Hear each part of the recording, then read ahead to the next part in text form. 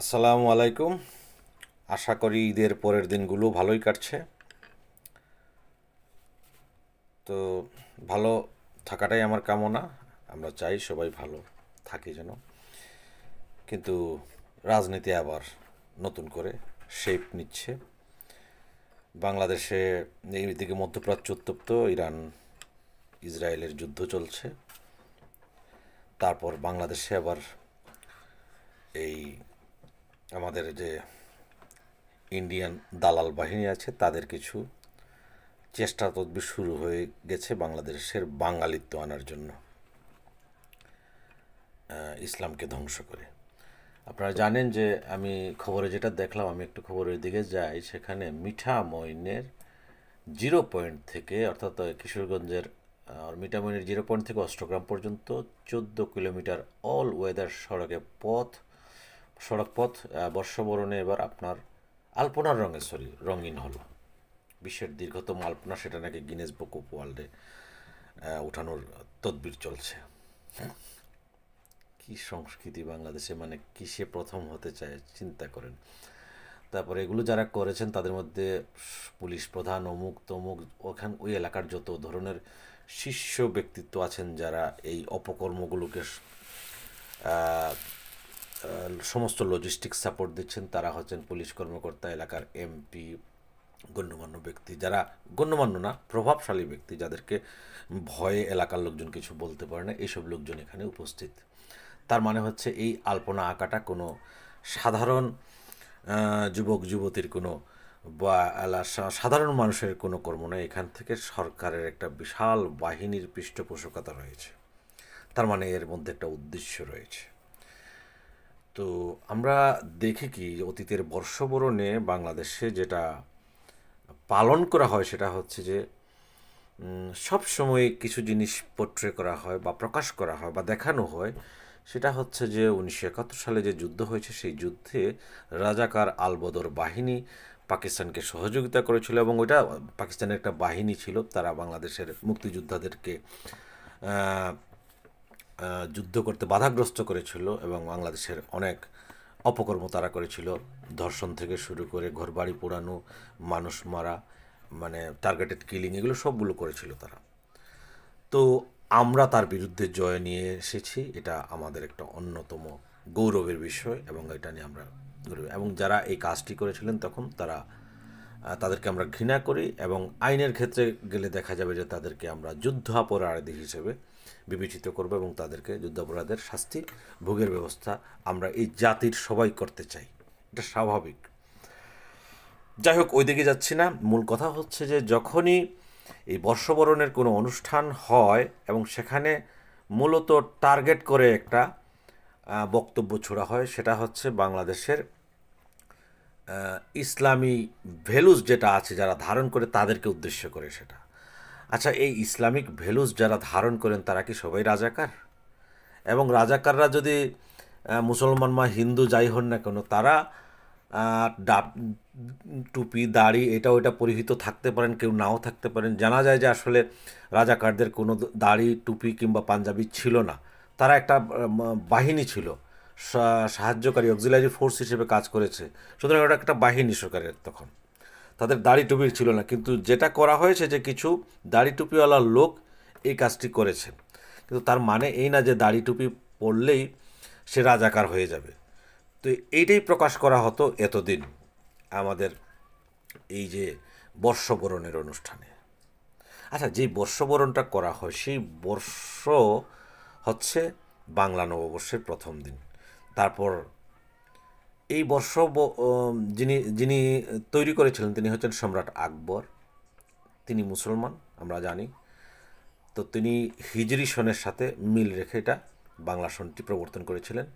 মূল উদ্দেশ্য ছিল যে এখানকার কৃষি কাজ করা, একটা টাইম নির্ধারণ করা, কিংবা অর্থনৈতিক অন্যান্য কাজগুলোকে সমন্বয় করা বাংলাদেশের আবহাওয়া প্রকৃতির সাথে মিলিয়ে। এটা খারাপ কিছু না, এটা ভালো জিনিস করেছেন। তো বাংলা একটা ভিন্ন সাল নিয়ে এসেছিলেন, যেহেতু বাংলা ভাষাভাষীরা আরবি হয়তো সহজে গ্রহণ করবেন না, যেহেতু এখানকার বেশিরভাগ মানুষই হিন্দু ছিলেন। তো যাই হোক, সেটা তো তিনি তার কৌশলের একটা পরিচয় দিয়েছেন, ভালো কাজই করেছেন। আমরা যারা আজকে এটা পালন করি সেটা কি সম্রাটের আকবরের নামকে কখনো আমরা মুখে আনি? কিংবা সেখানে যে হিজরি সনের সাথে মিল রেখে সেটা করা হয়েছিল সেটাকে আমরা কখনো আমাদের এই আলাপ আলোচনায় আনি? মোটেও আনি না।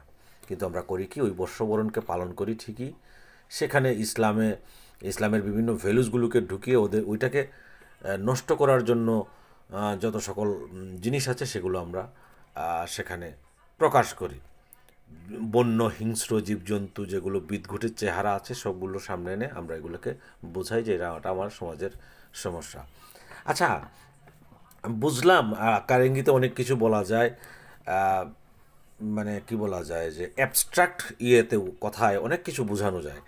কিন্তু এই যে আপনারা যারা বর্ষ পালন করেন আর এই মুসলমানদের পায়জামা, পাঞ্জাবি, টুপি, দাড়ি, এইসব বা বোরখা এগুলো নিয়ে যখন আপনারা বিভিন্ন কি বলে হিংস্র জীবজন্তুর গায়ে পরিয়ে দেন বা ওদের মতো করতে চান, এগুলো দিয়ে আপনারা কী প্রকাশ করেন? বাংলাদেশের মুসলমানরা হচ্ছে হিংস্র? বাংলাদেশের মুসলমান ইসলামিক সংস্কৃতি ও হিংস্র? আপনাদেরকে মানে কষ্ট দিচ্ছে, থাকতে দিচ্ছে না, মারামারি করছে আপনাদের সাথে? এটা এটা আমি জানি না আপনারা কি ব্যাখ্যা দেবেন। আপনারা হয়তো বলবেন যে না না না আমরা এটা প্রকাশ করিনি, কিন্তু আমাদের তো বুঝতে এটা অসুবিধা হয় না, কারণ আমাদের এটা আঘাত লাগে যারা আমরা ইসলামিক সংস্কৃতি, মুসলমান সংস্কৃতি আমরা যারা ধারণ করি বা আমরা এটাকে ডেভেলপ করতে চাই। আর বাংলাদেশ যেহেতু 95-এর উপরে হচ্ছে মুসলমান, তো এই মুসলমান দেশে ইসলামিক সংস্কৃতি একটা বড় আয়তনে থাকবে, এটাই তো স্বাভাবিক, এবং এটাকে আমরা লালন করবো এবং এটা লালন করার মধ্যে আমাদের কোনো দুঃখ নেই, কারণ এটা ইসলাম ধর্মটি সবাইকে ধারণ করার মতো একটি ধর্ম, সব ধর্মকে রাখার মতো একটা ধর্ম। আপনি হয়তো ইসলাম পালন না করতে পারেন, কিন্তু ইসলামিক কোনো দেশে আপনার থাকতে, আপনার সমস্ত নাগরিক চর্চা যেটা আছে করতে কোনো অসুবিধা নেই। এটা স্বাভাবিক, পৃথিবীর সব জায়গায় এটা। পৃথিবীতে এখন পর্যন্ত সমস্ত মুসলমান দেশে বিধর্মীরা ভালো করেই বসবাস করছেন, এটা আমাদের জানা, এটা কোথাও কোনো সমস্যা হয় না। এবং আমাদের নবীরও মোহাম্মদ রসুল সাল্লাহ আলাইসাল্লামের কোনো এই ব্যাপারে কড়া নির্দেশ রয়েছে যে ধর্মের ব্যাপারে কোনো বাড়াবাড়ি করিও না, সবাই যে যার ধর্ম পালন করবে, অসুবিধা নেই। তো এই ইসলামের বিরুদ্ধে হচ্ছে আপনাদের এই নববর্ষের যে প্রকাশ সেটা, এবং তা আপনারা অন্যান্য কাজে কর্ম সেগুলো প্রকাশ করছেন, প্রমাণ করছেন, শুধুমাত্র এই বর্ষবরণের ইয়েতে না। যে জিনিসটি আমি বলতে চাচ্ছি যে আজকে যে বর্ষবরণের বিভিন্ন বার্তা দেওয়া হচ্ছে ফেসবুকে, এটাতে ওটাতে, আমি এটাকে সাধুবাদ জানাই। একটি নতুন বছর আমাদের বাংলা সংস্কৃতি আছে বা বাংলা কালচারে আছে, এটাকে আমরা ধারণ করি, লালন করি, এটা আমাদের কোনো সমস্যা নাই। কিন্তু দেখা যাবে যে এই হিন্দুদের মধ্যেই অনেকেই কিন্তু এই বাংলা নববর্ষকে সঠিকভাবে পালন করেন না। তারা আজকে যদি আমাদের জাতীয়ভাবে বাংলা নববর্ষ পালন হয়, সেটা তারা অন্য একদিন পালন করেন, আর সেই পালনটা হচ্ছে তাদের মতো করে তারা পালন করেন। তো এটা নিয়েও দ্বিধাদ্বন্দ্ব আছে। কলকাতার সাথে আমাদের এই বর্ষ পালনের কোনো মিল আছে কি না আমি জানি না, তবে তারা হয়তো পালন করতে পারে, যেহেতু রাজনৈতিক কিছু বিষয় আসে জড়িত আছে এখানে। তো আমি লং স্টোরি শর্ট করে বলি যে বাংলাদেশে এই বর্ষবরণটা মূলত হচ্ছে ইসলামিক সংস্কৃতিকে বাধাগ্রস্ত করা, ওইটাকে বিলোপ করার জন্য বা ওইটাকে সরিয়ে দেওয়ার জন্য, কনফিউজ করার জন্য এই কাজটি করা হচ্ছে। তারা জানে যে বাংলাদেশে যে পরিমাণ মুসলমান রয়েছে, সেখানে যদি এই ইসলামিক সংস্কৃতির ধারাটা অটুট থাকে এবং এটা আরও সুদৃঢ় হয়, তাহলে এই জায়গাতে তাদের যে 2 নম্বরই আছে সেটা তারা সেখানে বাস্তবায়ন করতে পারবে না। কারণ তাদের প্রথম এবং প্রধান বাধা হচ্ছে এখানকার সংখ্যাগরিষ্ঠ মুসলমান এবং তাদের ইসলামিক ঐক্যের যে সংস্কৃতি আছে, যে ভ্যালুস তারা ধারণ করে, এইটা হচ্ছে তাদের প্রধান বাধা। সুতরাং এটাকে বিনষ্ট করতে হবে। তাই আমি মনে করি যে বাংলাদেশে যে সকল ইন্ডিয়ার দালাল রয়েছেন, যে সকল তাবেদার রয়েছেন, যারা বাংলাদেশকে ইন্ডিয়ার অঙ্গরাজ্য হিসেবে অঙ্গীভূত করতে চান বা চেষ্টা চালাচ্ছেন, আমি তাদেরকেই এখানে টার্গেট করে বলছি ফোকাস করে বলছি যে আপনারা সাবধান হয়ে যান। বাংলাদেশে আপনারা যা করছেন তা দুঃসাহসিক কাজ করছেন। এদেশের লোক অত্যন্ত ভদ্র এবং বলে আপনাদের কিছু করছে না। এটা যদি আজকে ইন্ডিয়ায় এই ঘটনাটি ঘটতো তাহলে কি হতো? আপনাদের পিঠের চামড়া থাকতো না। বিষধর সাপকে যেভাবে গর্ত থেকে বের করে আনে মানুষ পিটায়, ঠিক ওইভাবে আপনারা পিটাটা খেতেন এখানে। কিন্তু বাংলাদেশের মানুষ অত্যন্ত ভদ্র।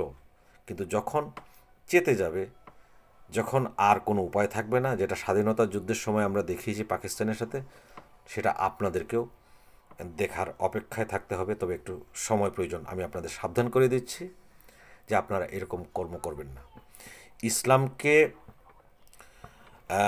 হাস্যরসের মাধ্যমে উপস্থাপন করা বা এটাকে নিয়ে ডিসরেসপেক্টফুল ডিমিনেবল কোনো কিছু করা আপনাদের দুঃসাহসিক কাজ। আমি মনে করি যে বাংলাদেশের মানুষ, বাংলাদেশের মুসলমান এই অপকর্মকে প্রতিরোধ করবে এবং সব সময় প্রতিরোধ গড়ার পথে বলিয়ান থাকবে। একটা জিনিস আমি এখানে বলতে চাই যে আমি খেয়াল করেছি এখানে বার্জার পেইন্ট বাংলাদেশে যেটা আছে, একটা অন্যতম বড় রং প্রস্তুতকারক প্রতিষ্ঠান, এবং Bangla link telephone mobile network provider, এই দুইটি পণ্য সরবরাহকারী বা সার্ভিস সরবরাহকারী প্রতিষ্ঠান এই বাংলাদেশে যে অপকর্মগুলো চালাচ্ছেন, যে বার্তা তারা ইসলামের বিরুদ্ধে দিচ্ছেন, তার সঙ্গে পৃষ্ঠপোষকতা করছে। আমি মনে করি কি যে বাংলাদেশের জনগণের উচিত হবে যে ওই প্রতিষ্ঠান দুইটার পণ্য বা সার্ভিস বর্জন করা। বাংলা লিঙ্ক আজকে থেকে আপনারা বন্ধ করুন, নতুন সিম কিনুন, অন্য কোম্পানিতে যান, সেটা আপনার জন্য যত কষ্টেরই হোক। আপনি যদি মুসলমান হন, আপনি যদি সত্যিকারের দেশপ্রেমিক হন, বাংলাদেশের সার্বভৌমত্ব যদি আপনি রক্ষা করতে চান, তাহলে আপনাকে এই ছোটো ছোটো কাজগুলোই আজকে থেকে করতে হবে।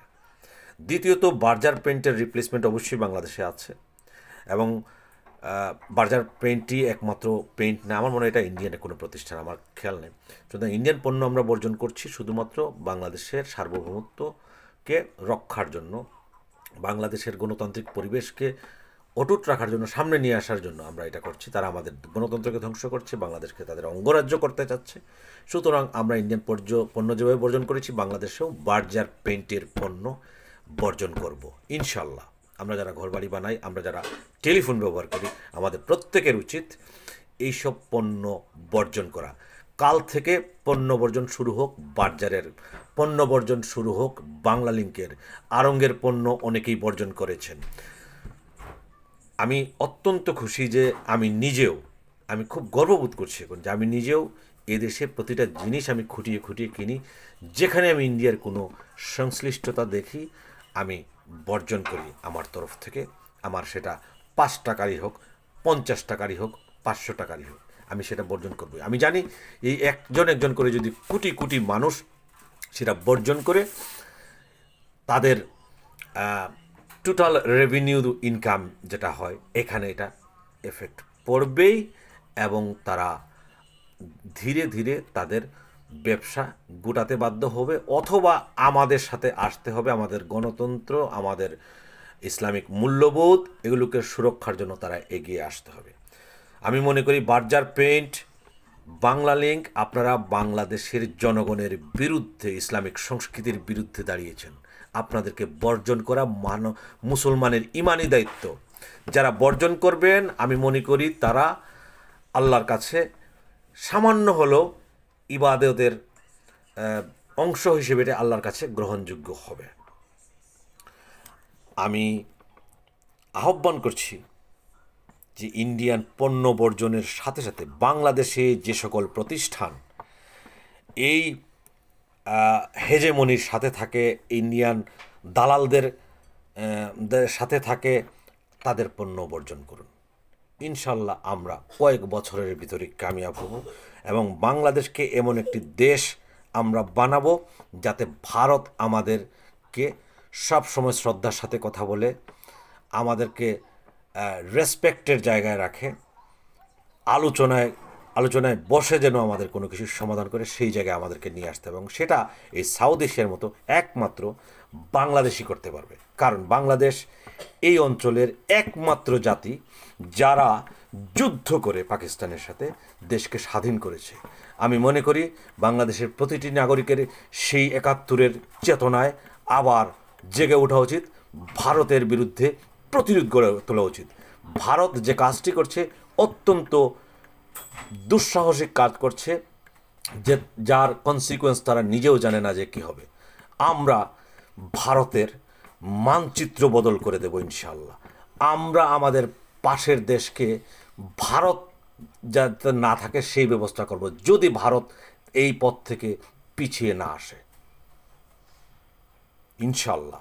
আজকের এই নববর্ষের দিনে আমাদের সবার প্রতিজ্ঞা হোক এটি, যাতে ভারত বাংলাদেশের কোনো বিষয়ে নাক গলাতে না আসে। আল্লাহ হাফেজ। বাংলাদেশ দীর্ঘজীবী হোক। বাংলাদেশে ইসলামিক সংস্কৃতি, ইসলামিক মূল্যবোধ, ইসলামের চর্চা চলবে, অবিরাম চলবে। কারো বাধা দেওয়ার কোনো ক্ষমতা নেই। সরি, আমার আচার আচরণ আপনাদের কাছে মনে হতে পারে যে আমি খুব রেগে আছি, আপনি রূঢ় আচরণ করছি। না, আমি আমার ভিতরে অত্যন্ত জমানো খুব, এগুলো আমাদের প্রত্যেকের ভিতরে। এটা আমি আমার কথা বলছি না, আমি আপনাদের কথা বলছি। আমি জানি এই কথাগুলো এভাবে বলতে চান আপনারা সবাই। ভালো থাকবেন। নতুন বছরটি আমাদের নতুন প্রজন্মের কাছে যেন একটা উদাহরণ হিসেবে একটা সুন্দর একটা জায়গা তৈরি করার ব্যবস্থা করতে পারে। আল্লাহ হাফেজ। দেখা হবে ইনশাল্লাহ। ভালো থাকবেন সবাই।